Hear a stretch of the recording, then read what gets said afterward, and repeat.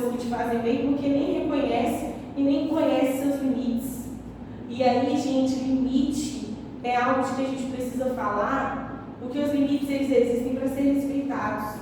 A gente já viu muito maluco igual que lá passar por aí, dizendo que ele tem que superar limite, que a gente tem que ultrapassá-los, com uma perspectiva assim que a gente sabe que não é saudável para ninguém, né? Nós temos limites e temos potencialidades. Precisamos conhecer bem de ambos os grupos aí, para a gente entender o que a gente precisa respeitar e o que a gente pode desenvolver a longo, curto, médio prazo, resguardando a nossa sanidade, porque sem saúde mental não existe saúde. E sem sanidade, a gente não é bom em nada.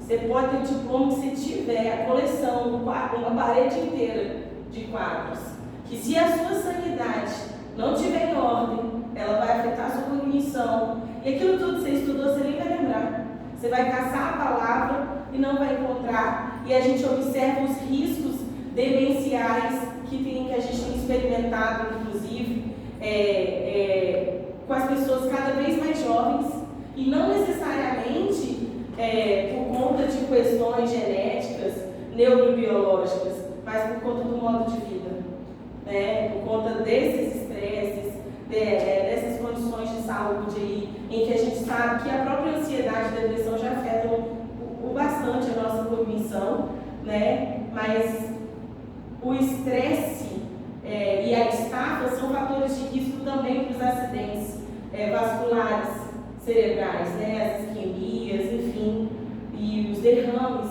que também afetam diretamente a nossa cognição, sobretudo quando acontece em regiões primárias das funções cognitivas.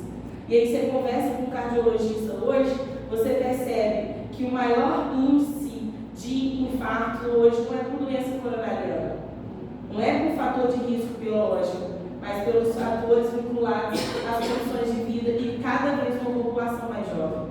Então a gente precisa sim entender do nosso funcionamento, a gente precisa entender das nossas potências, das nossas limitações, entender de tomada de decisão, da importância da gente refletir sobre nós mesmos, sobre as nossas vidas, sobre as nossas necessidades, para que nós sejamos mais assertivos nas escolhas que a gente faz no próprio cotidiano, para que a vida que a gente viva seja uma vida, como diz o Campilinho aqui, eu vou até pegar outro slide de novo lá do transtornos mentais relacionados ao trabalho, que seja uma vida com o mínimo de desconforto possível, né? Ele fala aqui, que patológico implica impactos, sentimento direto e concreto de sofrimento e de impotência, sentimento de vida contrariada.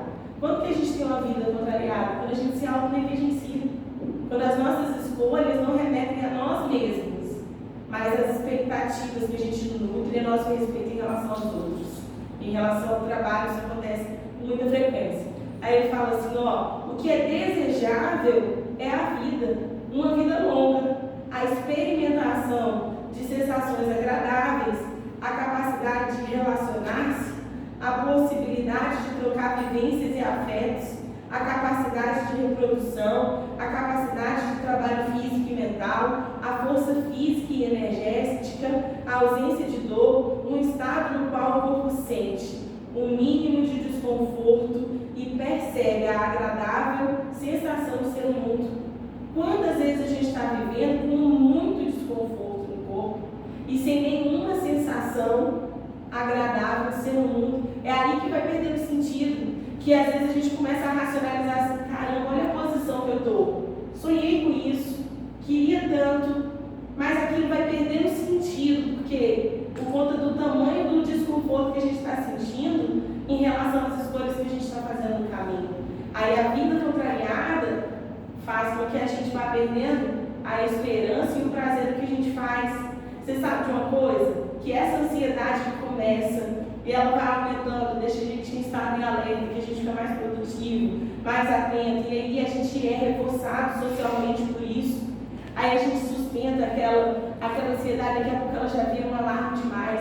A gente já olha para o telefone achando que vai chegar uma notícia ruim, né? Quando toca, qual é o próximo problema que eu tenho que resolver? Aí a gente começa já a ter a sensação de que todo mundo só me procura quando tem pepino para eu resolver, não é? Aí a gente fica ali e começa a angustiar-se. E aí existe uma depressão que ela se dá pela sustentação de uma ansiedade prolongada. E é aí que a gente às vezes reconhece que chegou no nível de adoecimento, porque o perfil da pessoa muda por conta da depressão.